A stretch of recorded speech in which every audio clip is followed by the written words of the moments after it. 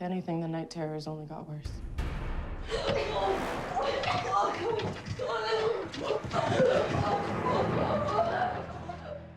Os surtos de Emma, internada no hospital psiquiátrico, pareciam ser frequentes desde que teve sua mãe e irmã mortas num incidente domiciliar. Na realidade, a saúde mental da garota até seus 10 anos era perfeita, até testemunhar presencialmente por diversas vezes que os pesadelos da irmã faziam-na tornar-se violenta, que até as intervenções de sua zelosa mãe não foram mais capazes de acalmá-la. Reparem, Emma ainda era pequenininha quando viu sua irmã descontrolada após mais um de seus horríveis pesadelos, e sua mãe, tentando segurá-la, teve sua vida interrompida por um golpe da filha, que por sua vez também caiu em desgraça logo após.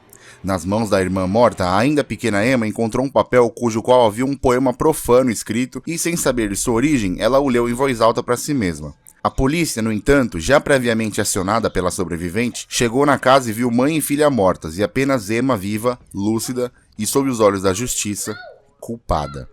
Era exatamente por isso que ela agora estava internada nesse sanatório, onde parecia ter os mesmos surtos que a irmã tinha quando era viva, sob os quais tinham os devidos cuidados psiquiátricos da equipe que a cuidava, representados na imagem do Dr. Patrick Fenton. Ele tenta entender as circunstâncias pelas quais a jovem passa desde sua internação, e dentre os pertences dela, ele contesta a mesma carta com aquele poema que ela leu na ocasião da morte da família, aliada à súplica da menina para que ele não a lesse em voz alta. Emma revela que a simples leitura falada do poema resultaria numa maldição irreversível, e desenhar a figura que amaldiçoava seus sonhos desde que leu aquele texto era a única coisa que parecia mantê-la viva. Mas por quê? O que tinha de mais naquele poema que ela tanto temia a sua leitura? Que figura era essa que ela desenhava que a fazia acreditar ser o motivo de seus pesadelos? Por que o Palmeiras insiste que tem Mundial? Sexta-feira, no iPanic. Olá, pessoas, aqui quem fala é o Juquiba, e o assunto vai ser sempre terror. E pessoas, estamos agora no TikTok, onde faremos vídeos curtos sobre curiosidades e tal, e pensando ser uma rede onde as coisas viralizam com mais facilidade, eu preciso muito que vocês me sigam e compartilhem nossos vídeos de lá, pra tentar fazer o pessoal de lá conhecer o iPanic no outro mundo aqui no YouTube. Nosso username é iPanic mesmo, igual na tela e na descrição, e graças a Deus já chegamos nas nossas metas, sobre as quais vocês sabem do que se trata, mas não vamos deixar a peteca cair. Quem não tiver TikTok e tiver interesse em acompanhar a gente por lá, baixe o aplicativo gratuitamente, na hora do cadastro digite esse código de convite aí, que dessa forma vocês me ajudam bastante pra gente conseguir viver disso aqui. Antes de quaisquer outras coisas, preciso sugerir a vocês que sigam a página do iPanic no Instagram, porque é só lá e apenas lá que vocês vão saber qual o próximo filme que este canal vai revisar. Também devo encarecidamente solicitar que vocês ativem as notificações no celular para que vocês não percam os vídeos que eu lançar por falta de aviso. Tudo bem que eu lanço vídeo uma vez na vida e outro na vida, mas aí quando eu lançar o vídeo na vida, vocês não perdem por falta de notificação. Essa parte já dá até para tirar do texto, né? Senhoras e senhores, estou no Twitter, onde eu tento ter um contato mais próximo com vocês, e sobre o qual o nosso username é Sinap, que é iPanic ao contrário, e claro, com 4 no lugar do A. Talvez nem todos vocês saibam, mas essa frequência de vídeos só está sendo possível porque fomos demitidos do nosso emprego formal, ou seja, estamos sem renda alguma. Então, de verdade mesmo, para quem puder ou tiver, a gente vai disponibilizar nosso Pix para que você, se possível, ajude o projeto com qualquer valor, e a chave está aí na tela e na descrição, se você preferir copiar e colar. Então não esqueçam, ó, Instagram, notificações no celular, Twitter e agora TikTok, todos nomeados novamente aí na tela para vocês, se puderem me dar essa força. Vocês já sabem que mais detalhes vêm no final do vídeo, já sabem que esse vídeo tem spoiler, que é a revelação final do enredo. Então, preparados ou não, partiu! Well, I guess we're done here. Dixon. Então, essa conversa com o diretor do instituto foi esclarecedora no sentido de ele próprio compreender o que realmente afetava a mente de Emma. Ela contou a ele sua trágica história de morte na família quando criança e sugeriu que esses surtos psicóticos que continuava tendo se deram a partir da leitura de um poema que ela viu nas mãos da irmã morta. Emma atesta que a poesia tinha teor de outro mundo e que sua simples pronúncia seria fatal, pois a acarretaria numa série de pesadelos com uma criatura que vinha à busca de sua alma, e o único modo de afastá-la era desenhando-a. O diretor, por sua vez, relembra que há outro paciente no sanatório com registro desses mesmos desenhos, e cogita que possa haver um conluio entre Emma e Jeremy em torno dessa fantasia que ambos insistem em manter. Com essa história mirabolante contada ao diretor, Emma foi sedada e trancada na solitária, onde ela teria uma experiência apavorante com a figura que ela temia em seus desenhos, projetada a partir do texto no papel e sobre o qual dessa vez ela não teria como desenhar.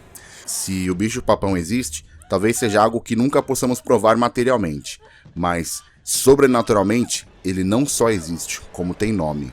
Senhoras e senhores, isso é Stickman.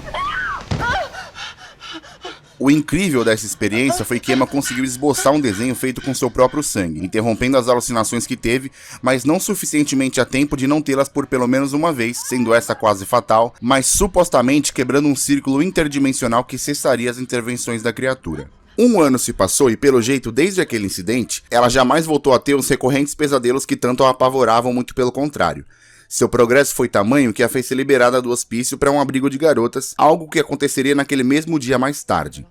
Só que sair de lá implicava em abandonar o Jeremy, garoto com quem ela teve grande aproximação, justamente por compartilharem dos mesmos pesadelos com a figura maligna que ambos desenhavam para afugentar.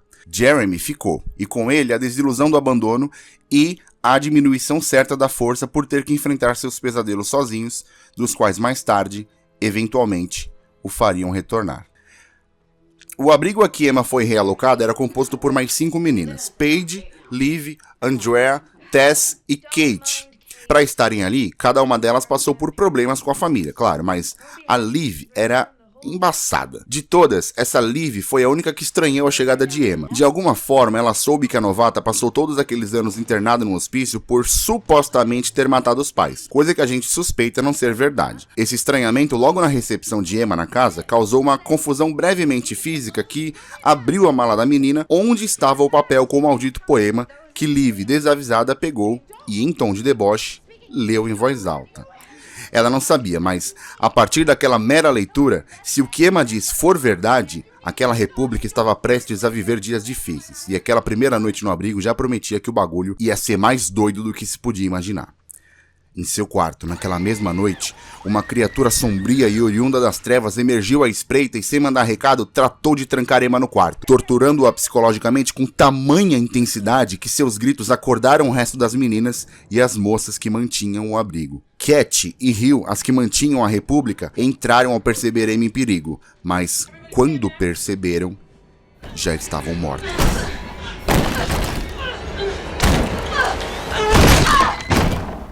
Senhoras e senhores, tudo indica então que a profecia é real e a leitura do texto, de fato, culminou em uma tragédia de morte aquela noite cuja culpa parecia ser de Emma. Confrontada, ela revela que aquela manifestação sobrenatural provinha do mito da leitura em voz alta daquele texto, que por si só teria acordado uma criatura das sombras que por anos viveu adormecida em seus pesadelos e que convenientemente ela chamou de Stickman. Inicialmente céticas pela falta de evidências das alegações de Emma, as meninas aos poucos compram a versão da novata de acordo com os acontecimentos que estariam por vir. Sem resposta definitiva e junto com Paige e Andrea, Emma decide voltar ao início, que era o hospital psiquiátrico de Hollybrook, onde passou a vida internada cuidando dos traumas. Mas lá no abrigo, em sua mala, deixou anotações de pesquisa que ela fazia sobre padrões que aquela maldição deixava em outras crianças vítimas na região. E a Kate foi conferir aqueles papéis. De fato, ela percebeu que todos os registros que Emma reuniu faziam sentido do ponto de vista cronológico, porque todos os nomes que a pesquisa apontou morreram em circunstâncias suspeitas, sob as quais eram muito parecidas com as que ela acabaram de presenciar. Ah, então quer dizer que a Emma não parecia ser tão louca assim, né? Bom, avisa lá que pode ser tarde demais porque a própria Kate, a única munida de informações que corroboravam o que Emma dizia, já estava recebendo uma visita do inferno na figura do espectro esguio e negro que atormentava os pesadelos de Emma e dessas crianças que Kate acabou de identificar. A Liv ficou com cara de bunda, né? Até porque, até então, era a única que questionava as teorias da novata e agora que estava longe, não tinha mais a quem incriminar. Emma estava certa. Quando Emma, Paige e Andrea chegaram perto do hospital, o prenúncio de um giroflex já adiantava a elas que algo de errado não estava certo. Cortando o caminho pelo bosque adjacente à propriedade, elas descobrem que houve uma fuga em massa do hospício devido a um incêndio na ala da solitária, o que era providencial por desviar o foco dos seguranças e a polícia para elas entrarem no lugar sem chamar muita atenção. Concomitantemente, as sobreviventes Liv e Tess, assustadas pela morte de Kate, abandonaram o abrigo sem rumo, mas levaram consigo as anotações de que Emma investigava e, em seu próprio veredicto, confirmavam que a teoria da menina parecia ter fundamento. Num carro roubado e sem destino aparente, as duas em fuga são aparvalhadas pelo espectro negro que subjugava aquela maldição, causando-lhes um sério acidente. Essa figura sombria de morte parecia acompanhá-las por onde fossem desde que o poema foi lido, e agora não deixava mais dúvida de que era tão real quanto Emma as alertou. No acidente, o carro delas capotou, mas não causou morte alguma.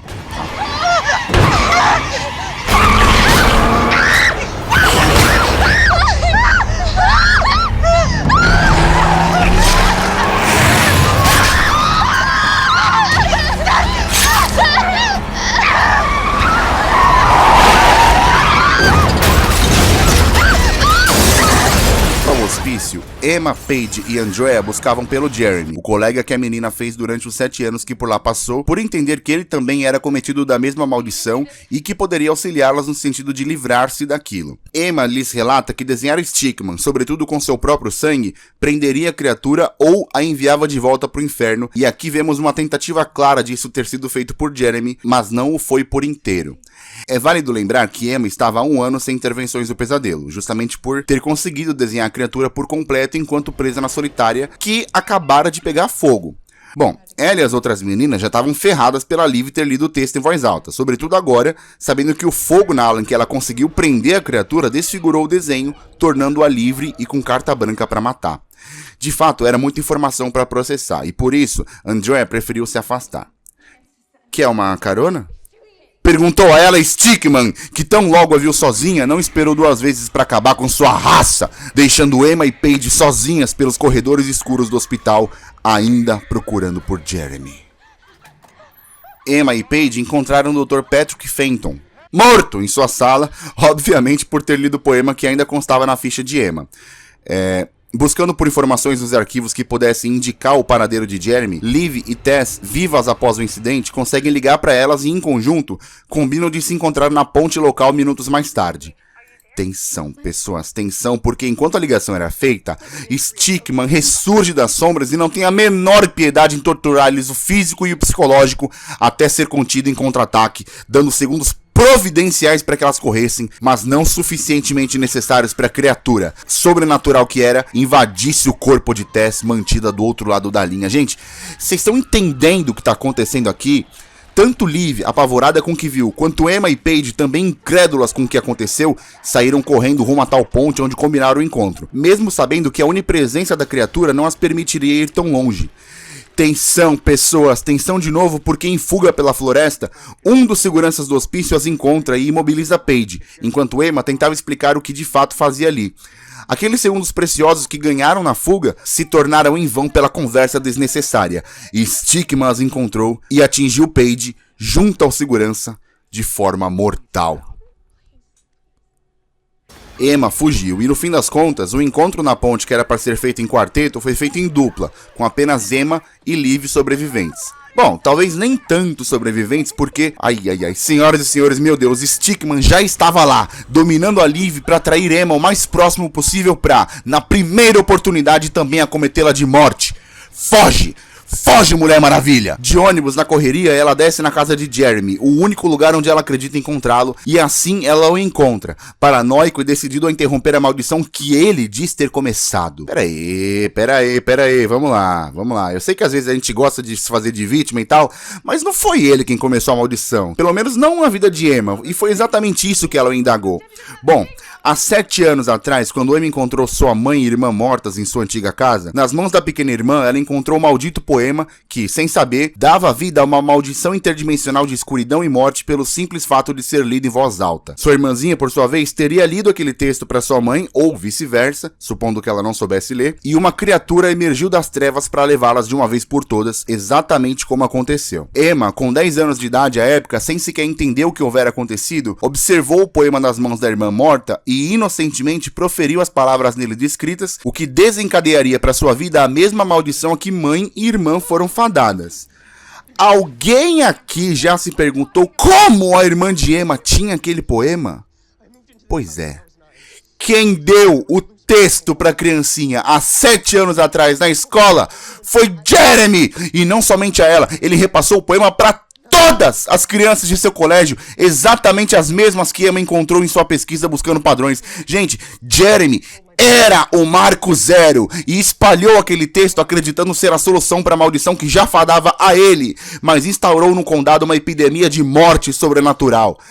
Tensão, pessoas, tensão de novo, porque aquele era um fato novo pra Emma, que questionava o garoto a origem daquela poesia e onde ele encontrou aquele poema pela primeira vez. Juntos, mas nem tanto, Emma e Jeremy vão atrás do local onde o garoto escondeu o livro em que o poema estava contido. De fato, eles até o encontraram, mas, honestamente, alguém aqui acha que Stickman iria simplesmente deixá-los destruir o livro que originava sua maldição? É óbvio que não, e como elemento surpresa, a criatura se manifesta tentando impedir que o livro fosse destruído. Mas depois de um confronto bastante físico, Jeremy, orgulhoso de que a praga teria de terminar com ele, uma vez que com ele começou, deixou-se entregar a criatura pra, junto ao livro, atear fogo em tudo que fosse possível, salvando Emma, que teria seu pesadelo encerrado graças a Asmodeus.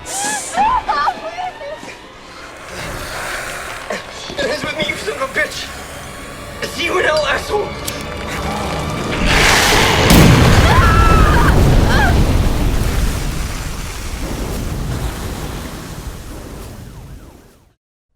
Ou aqui não, pessoas, 10 anos se passaram e Emma, agora mãe de uma linda garotinha chamada Chloe, confisca na mochila dela um papel dobrado com, meu Deus do céu, não é possível, com um poema que levava o nome de Stickman pra frente, junto a uma figura da entidade do qual sua filha alegou ter ganho de uma amiga. O pesadelo, no fim das contas, parecia sequer ter estado perto de ter fim. Mas pessoas, vamos lá, eu sei que você curte poema e tudo mais, tá? Mas antes de ler qualquer coisa, dá uma geral antes, porque se em algum lugar daquele poema estiver escrito Stickman, esse poema pode ser o seu último. Stickman, Pesadelo à Espreita, ou originalmente Stickman, é um filme canadense de terror sobrenatural lançado em 2018, produzido e distribuído pela Sci-Fi, apesar de que eu vi boatos de que a Universal vai comprar os direitos, aí me ferra, e com selo TV14 de classificação indicativa. E aqui tá um erro que eu preciso corrigir para os filmes lançados exclusivamente para TV. Tá? A classificação indicativa da TV é diferente do cinema, e normalmente filmes de terror ditos normais atestam selo R, que seriam filmes que menores de 17 anos poderiam assistir sob companhia de pai ou responsável, isso no cinema. Na TV, o longa ganha a classificação TV14 pelo órgão entender que esse tipo de conteúdo pode não ser adequado para o seu filho, no caso de até 14 anos. Levando para o cinema, Stickman, assumindo a coerência, teria selo PG-13 de classificação indicativa, e fiquem tranquilos que vídeos especiais sobre todas essas coisas logo estão por vir. Bom, se foi pra TV, sem receitas de bilheteria. Ao IMDb, o longa atinge média de 4,5, ou seja, nota vermelha, e uma aprovação ainda desconhecida no Rotten, que são parâmetros populares de avaliação. A crítica brasileira sequer dá o ar da graça e não menciona Stickman em seus veredictos, o que é plausível em se tratando de filme televisivo de entretenimento, a julgar pela classificação. Já emendando minha opinião, Stickman não é ruim, tá? É um bom filme pra você ver com os amigos, tá? Talvez nem tanto medo ou susto te dê, mas te ofereça uma sensação de adrenalina nas cenas mais importantes e que valem a pouco menos de 1h30 de exibição. Por isso, comigo, Stickman tem nota 6. Se vocês gostaram do vídeo, por favor, clique em gostei e se inscrevam no canal para levá-lo adiante. Se você viu até aqui, digita nos comentários, eu já vi o Stickman, tá? Só pra eu testar o tempo médio de visualização do negócio aqui, fechou? E repassem aos seus amigos, principalmente aqueles que curtem filmes de terror, e fiquem na paz.